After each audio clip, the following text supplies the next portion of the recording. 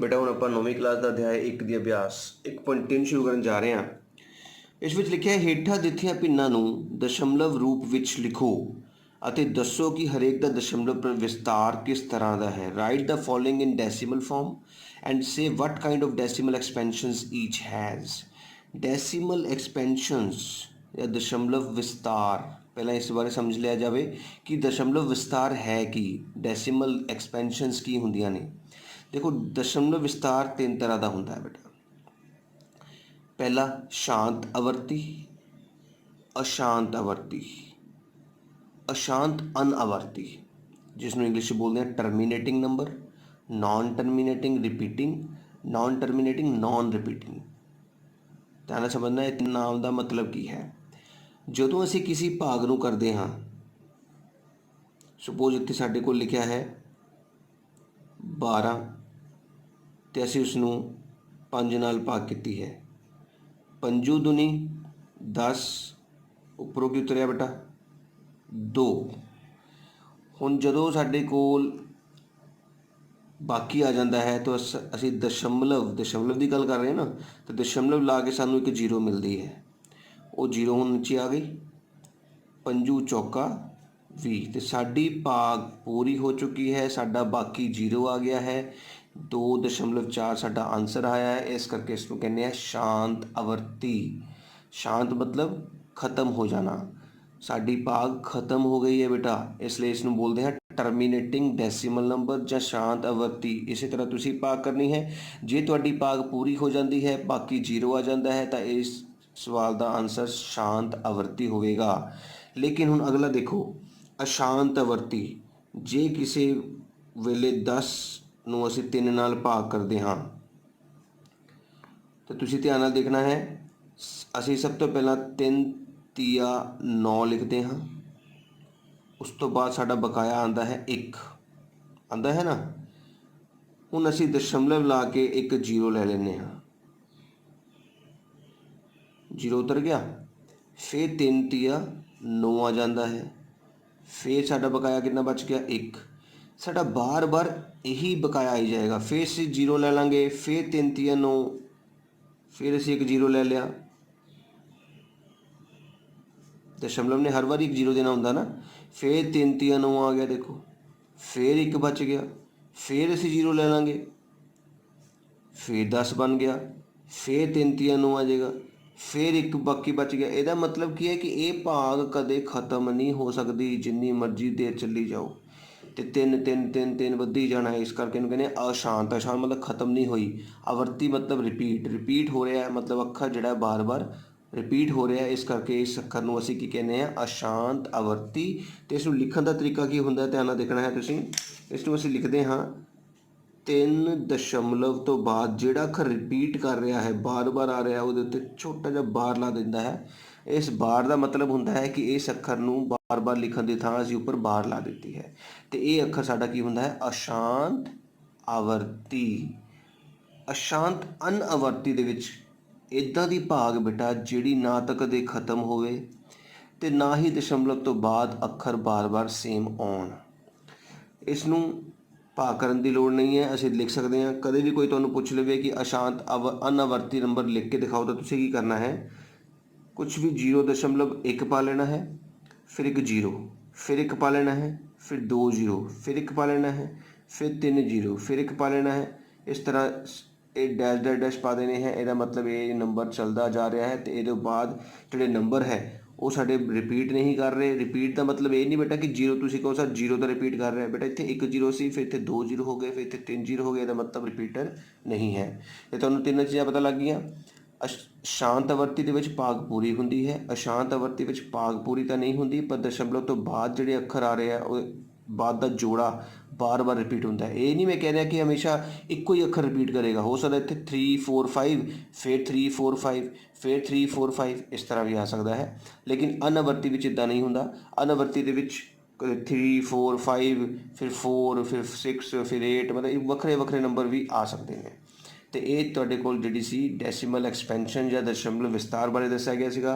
एक होर गल दसना चाहूँगा, शांत आवर्ती ते अशांत आवर्ती ये दो जिहड़े ਟਰਮਸ ਨੇ, ਇਸ ਨੂੰ ਅਸੀਂ ਪਰਿਮੇय ਸੰਖਿਆਵਾਂ ਵਿੱਚ ਲੈਂਦੇ ਹਾਂ।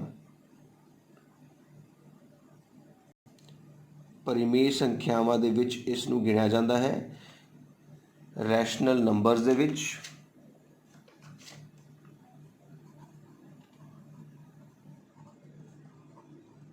ਤੇ ਜਿਹੜਾ ਇਕੱਲਾ ਅਸ਼ਾਂਤ ਅਨਵਰਤੀ ਹੈ ਇਸ ਨੂੰ ਅਸੀਂ अपरिमेय ਸੰਖਿਆ ਬੋਲਦੇ ਹਾਂ। एक चीज़ ध्यान रखनी है जिसको आप इंग्लिश विच इरैशनल नंबर कहीदा है।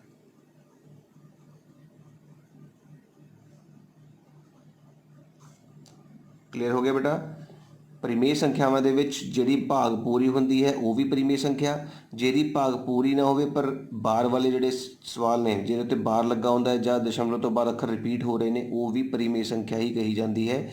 जिहदे विच अनवरती बराबर नहीं आ रहे भाग तो बाद अखर तो उसनूं अपरिमेय संख्या कहा जाता है। तो ये सीगा साडा दशमलव प्रसार बारे जानकारी। हुण आपां अभ्यास शुरू करन जा रहे हैं, ध्यान नाल देखियो।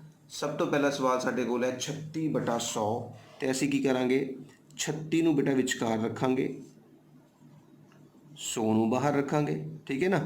हुण तुहानूं सारिआं नूं पता है कि 36 तो 100 तो छोटा है, तो कई बच्चे की करते हैं 100 अंदर रख लेने। बेटा जिहड़ी रकम उपर है ना उही अंदर रखनी होंदी है, जिहड़ी थल्ले है वो बाहर होंदी है। तो याद रखो जदों भी अंदर छोटी रकम बच जाती है तो असीं उपर 0 लाने आ। 0 का मतलब होंदा सानूं फ्री विच एक 0 मिलता है। हुण 100 का पढ़ा पढ़ना 100 तिया 300 बिल्कुल ठीक, बकाया बच गया 60। दशमलव का काम होंदा है। हुण साडी एक आइट्रेशन कंप्लीट हो गई है, भाग माइनस हो गई है। हुण दशमलव सानूं फिर एक 0 फ्री च दिंदा है। हर वारी दशमलव ने सानूं एक 0 दे ही जाना होंदा है बेटा। फिर 100 छिका 600, ਇਹਦਾ मतलब साडा सवाल पूरा हो गया है। साडा दशमलव रूप जो है 0.36 इसका आंसर आया है। तो इसका दशमलव विस्तार की है, हाँ शांतवर्ती। यह शांत आवर्ती है, बिल्कुल ठीक बेटा। हुण इंग्लिश वाले बच्चे की लिखा तो तुम देख सकते हो it is terminating decimal number. इस तरह साडा पहला भाग खत्म हो गया है। हुण आपां दूजे भाग वाल जा रहे हैं, ध्यान देखना है। हुण अगला सवाल है बेटा 1/11। तो जिदा मैं तुहानूं समझाया कि उपरली रकम हमेशा भाग के अंदर होंदी है, असीं भाग के अंदर बेटा 1 रखना है तो भाग के बाहर 11 रखना है। हुण असीं भाग शुरू करन जा रहे हैं, ध्यान नाल देखना है। मैं तुहानूं जिद्दां समझाया सीगा कि जदों अंदर छोटा रकम हो जाए तो अंदर 0 नाल सानूं एक 0 मिल जाती है, पर सानूं तो 0 लैके भी कोई फायदा नहीं होया क्योंकि हजे भी 10 जिहड़ा है छोटा हुंदा है। तो फिर जदों इक्को ही टाइम ते दशमलव तो 2 0 मंगने होण तो एक तो उन्हें फ्री च दिता सी ना सानूं, एक उन्होंने वापस करना पैना। एक 0 उपर लाने हाँ, एक 0 थल्ले लगता है। ये चीज़ का ध्यान रखना है। जदों तुसीं इक्को ही टाइम ते एक 0 जिहड़ा फ्री वाला मिल रहा उस तो इलावा एक होर 0 लेना है तो उपर भी लगेगा तो नीचे भी लगेगा। हुण 11 9 99 असीं लिख दिता है। बकाया कितना बच गया बेटा 1। हुण याद रख लो शॉर्टकट दे विच दस रहा है कि जिहड़ी रकम तुसीं अंदर लिखी सी, देखो 1 लिखी सी ना, जे उही बाकी बन जाए ਇਹਦਾ मतलब सवाल दोबारा शुरू हो जाता है। तुसीं इत्थे रोक के कह सकते हो कि साडा आंसर जिहड़ा होएगा वो की होएगा 0.09 ਦੇ ਉੱਤੇ बार।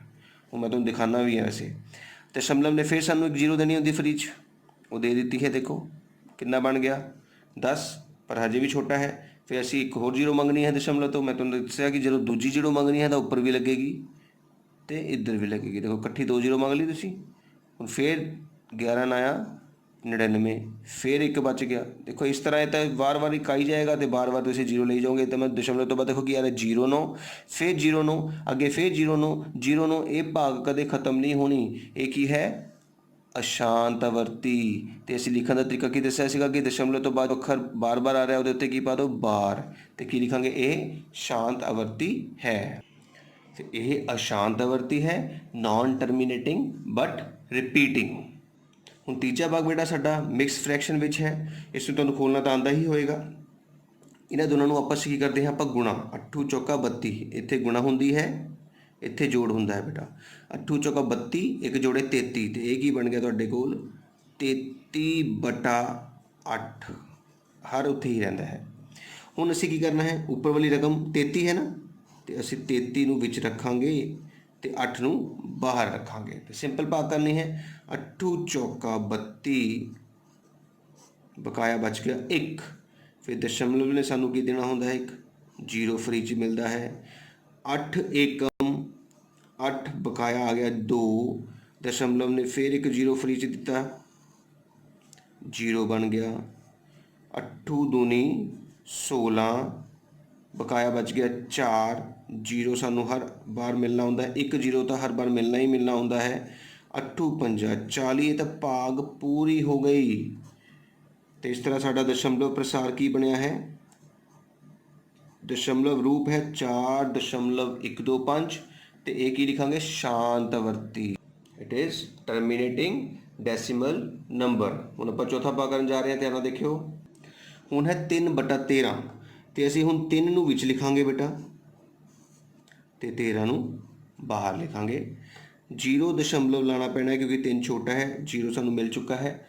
ਹੁਣ 13 ਦਾ ਪੜਾ ਪੜੀਏ। 13 ਏਕਮ 13, 13 ਦੂਣੀ 26 ਤੇ 13 ਦੂਣਾ 26 ਆ ਚੁੱਕਾ ਹੈ। ਬਕਾਇਆ ਬਚ ਗਿਆ ਬੇਟਾ 4, ਦਸ਼ਮਲਵ ਲੱਗਾ ਹੋਇਆ ਇਸ ਕਰਕੇ ਸਾਨੂੰ 1 0 ਹੋਰ ਅਗਲੀ ਐਡੀਸ਼ਨ 'ਚ ਮਿਲ ਚੁੱਕਾ ਹੈ। 40, 13 ਤੀਆ 39, ਬਕਾਇਆ ਬਚ ਗਿਆ ਬੇਟਾ 1 ਤੇ ਦਸ਼ਮਲਵ ਨੇ ਫਿਰ 1 0 ਦੇ ਦਿੱਤਾ ਹੈ। ਹਰ ਬਾਰ ਸਾਨੂੰ 1 0 ਮਿਲਣਾ ਹੈ, ਪਰ ਇਹ ਕੀ ਹੋ ਗਿਆ? 0 ਤਾਂ ਮਿਲ ਗਿਆ ਪਰ ਹਜੇ ਵੀ ਅੱਖਰ ਛੋਟਾ ਹੀ ਹੈ, ਇਸ ਕਰਕੇ ਸਾਨੂੰ 1 0 ਹੋਰ ਮੰਗਣਾ ਪਿਆ। ਤੇ ਜੇ ਅਸੀਂ 1 0 ਹੋਰ ਲਈਏ ਤਾਂ ਸਾਨੂੰ 1 0 ਉੱਪਰ ਵੀ ਲਾਣਾ ਪਏਗਾ। ਦੇਖੋ ਐਰੋ ਤੋਂ ਪਤਾ ਲੱਗਦਾ ਜਦੋਂ ਇਕੱਠੀ 2 ਐਰੋ ਆ ਜਾਣ ਇੱਕੋ ਹੀ ਥਾਂ 'ਤੇ, ਇਹਦਾ ਮਤਲਬ 1 0 ਅਸੀਂ ਫਾਲਤੂ ਲਿਆ ਹੈ। ਫਿਰ 0 ਉੱਪਰ ਉਤਰ ਗਈ ਬੇਟਾ। ਹੁਣ 13 ਦਾ ਪੜਾ ਪੜੋ। 13 7 91, ਬਿਲਕੁਲ ਠੀਕ। ਜੇ ਕਿਸੇ ਨੂੰ ਪਾੜਾ ਨਹੀਂ ਆਉਂਦਾ ਤਾਂ ਪਹਿਲਾਂ ਇੱਥੇ ਪਾੜਾ ਲਿਖਣਾ ਪਏਗਾ ਉਸਨੂੰ, ਠੀਕ ਹੈ। 13 7 91, 91 100 ਦੇ ਵਿੱਚੋਂ 91 ਘਟਾਏ ਕਿੰਨੇ ਬਚ ਗਏ ਬੇਟਾ? 9। ਹੁਣ 9 ਬਚ ਗਏ ਹਨ, ਸਾਨੂੰ ਫਿਰ 1 0 ਮਿਲ ਗਿਆ ਹੈ। ਕਿੰਨਾ ਆ ਗਿਆ? 90। ਫਿਰ 13 ਦਾ ਪੜੀਏ। 13 ਛਿਕਾ 78, ਬਕਾਇਆ ਬਚ ਗਿਆ ਬੇਟਾ 12। ਉੱਪਰੋਂ ਫਿਰ ਸਾਨੂੰ ਕੀ ਮਿਲ ਗਿਆ? 1 0 ਮਿਲ ਗਿਆ। ਫਿਰ 13 ਨਾ ਆਇਆ 117, ਬਿਲਕੁਲ ਠੀਕ। ਬਕਾਇਆ ਕੀ ਬਚ ਗਿਆ? 3। ਮੈਂ ਤੁਹਾਨੂੰ ਕੀ ਸਮਝਾਇਆ ਸੀ? ਜਿਹੜੀ ਰਕਮ ਅੰਸ਼ ਵਿੱਚ ਤੁਸੀਂ ਅੰਦਰ ਲਿਖੀ ਸੀ, ਜੇ ਉਹੀ ਰਕਮ ਬਾਹਰ ਆ ਜਾਏ ਤੇ ਸਵਾਲ ਨੂੰ ਅੱਗੇ ਨਾ ਕਰਿਆ ਕਰੋ। ਦਸ਼ਮਲਵ ਤੋਂ ਬਾਅਦ ਜੋ ਵੀ ਕੁਝ ਲਿਖਿਆ ਹੈ ਉਸ ਦੇ ਉੱਤੇ ਬਾਰ ਲਗਾ ਦਿਆ ਕਰੋ। ਤੇ ਇਹ ਕੀ ਬਣ ਗਿਆ ਹੈ? ਅਸ਼ਾਂਤਵਰਤੀ, ਬਿਲਕੁਲ ਠੀਕ। ਬੇਟਾ ਕਈ ਬੱਚਿਆਂ ਨੂੰ ਇਹ 13 ਦਾ ਪਾੜਾ ਨਹੀਂ ਆਉਂਦਾ ਹੈ ਤੇ ਉਹ ਕਿਸ ਤਰ੍ਹਾਂ 13 ਦਾ ਭਾਗ ਕਰਨਗੇ? ਦੇਖੋ ਮੈਂ 13 ਦਾ ਪਾੜਾ ਲਿਖ ਕੇ ਦਿਖਾ ਰਿਹਾ। ਜਿਸ ਵੀ ਅੱਖਰ ਦਾ ਪਾੜਾ ਲਿਖਣਾ ਹੈ, ਜਿੱਦਾਂ 13 ਦਾ ਪਾੜਾ ਲਿਖਣਾ ਸੀ, ਉਸਦਾ ਪਹਿਲਾ ਅੱਖਰ 1 ਹੈ, ਦੂਜਾ ਅੱਖਰ 3 ਹੈ। 1 ਦਾ ਪਾੜਾ ਲਿਖ ਲੈਣਾ ਹੈ, ਇੱਧਰ 3 ਦਾ ਪਾੜਾ ਲਿਖ ਲੈਣਾ। ਲਿਖ ਲਿਆ ਨਾ? ਦੇਖੋ ਹੁਣ ਤੁਸੀਂ ਕੀ ਕਰਨਾ ਹੈ, ਧਿਆਨ ਨਾਲ ਦੇਖੋ। 1 ਦਾ ਪਾੜਾ ਸਾਨੂੰ ਪਤਾ 1 2 3 4 5 6 7 8 9 10 ਹੁੰਦਾ। 3 ਦਾ ਪਾੜਾ 3 ਦੂਣੀ 6 9 12 15 18 21 24 27 30 ਹੁੰਦਾ ਹੈ। ਹੁਣ 1 ਤੇ 3 ਕੀ ਬਣ ਗਏ? 13 ਕੱਲੇ ਕੱਲੇ ਅੱਖਰ। 2 ਤੇ 6 ਕੀ ਹੋ ਗਿਆ? 2 ਤੇ 6 26, 3 ਤੇ 9 3 ਤੇ 9 39। ਹੁਣ ਇੱਥੇ 3 ਅੱਖਰ ਹੋ ਗਏ ਤੇ ਤੁਸੀਂ 4 ਤੇ 1 5 ਪਹਿਲੇ ਅੱਖਰ ਜੋੜਨੇ ਆ। 4 ਤੇ 1 5 ਨਾਲ ਕੀ ਲੱਗ ਗਿਆ? 2 52। 5 ਤੇ 1 6 ਨਾਲ 5 ਲਾ ਦੇਣਾ। 6 ਤੇ 5 65, ਸਮਝ ਆ ਰਹੀ ਹੈ? 6 ਤੇ 1 7 ਨਾਲ 8 78। ਸਿਰਫ ਪਹਿਲੇ ਅੱਖਰ ਜੋੜਨੇ ਆ। 7 ਤੇ 2 9 ਤੇ ਅਖੀਰ 'ਚ 1 ਲੱਗ ਗਿਆ 91। 8 9 10 104। 9 ਤੇ 2 11 ਨਾਲ ਲੱਗ ਗਿਆ 7 117। 10 ਤੇ 3 13 ਨਾਲ 0 ਲੱਗ ਗਈ 130। ਇਸ ਤਰ੍ਹਾਂ ਬਹੁਤ ਹੀ ਸੌਖੇ ਢੰਗ ਨਾਲ ਆਪਾਂ 13 ਦਾ ਪਾੜਾ ਲਿਖ ਸਕਦੇ ਹਾਂ। ਹੁਣ ਅਸੀਂ 13 ਨਾਲ ਜਦੋਂ ਭਾਗ ਕਰਾਂਗੇ ਤਾਂ ਮੇਰੇ ਖਿਆਲ ਨਾਲ ਦੇਖੋ 13 30 ਸੀਗਾ, 13 ਦੂਣੀ 26, ਆ ਦੇਖੋ ਨਾ, ਆ 1 ਜਾਂ 2 ਹੈ, 13 ਦੂਣੀ 26 ਹੈ। ਫਿਰ 13 7 91 ਸੀਗਾ, ਅਸੀਂ ਯਾਦ ਨਹੀਂ ਕਰ ਸਕਦੇ ਸੀ, ਲੇਕਿਨ 13 7 91 ਹੈ। ਇਸ ਤਰ੍ਹਾਂ ਅਸੀਂ ਭਾਗ ਬੜੇ ਆਰਾਮ ਨਾਲ ਕਰ ਸਕਦੇ ਹਾਂ। ਤੇ ਇਸ ਤਰ੍ਹਾਂ ਸਾਨੂੰ ਪਤਾ ਲੱਗ ਗਿਆ ਕਿ ਇਹ ਸਵਾਲ ਕੀ ਹੈ? ਨॉन टर्मिनेटिंग बट रिपीटिंग। तो नॉन टर्मिनेटिंग बट रिपीटिंग पता लग चुका है। ਹੁਣ ਆਪਾਂ ਇਹਦਾ ਜਦ ਪੰਜਵਾਂ ਭਾਗ ਕਰਨ ਜਾ ਰਹੇ ਹਾਂ, ਧਿਆਨ ਨਾਲ ਦੇਖਿਓ। ਹੁਣ ਬੇਟਾ ਹੈ 2/11 ਤੇ ਹੁਣ ਸਾਫ਼ ਪਤਾ ਲੱਗ ਰਿਹਾ ਹੈ ਕਿ ਭਾਗ ਦੇ ਵਿੱਚ ਅਸੀਂ 2 ਨੂੰ ਰੱਖਾਂਗੇ ਤੇ 11 ਨੂੰ ਬਾਹਰ ਰੱਖਾਂਗੇ। ਹੁਣ 0 ਦਸ਼ਮਲਵ ਲੱਗੇਗਾ ਕਿਉਂਕਿ ਅੰਦਰ ਰਕਮ ਛੋਟੀ ਆ ਗਈ ਹੈ ਤੇ 1 0 ਮਿਲ ਗਿਆ ਹੈ ਸਾਨੂੰ।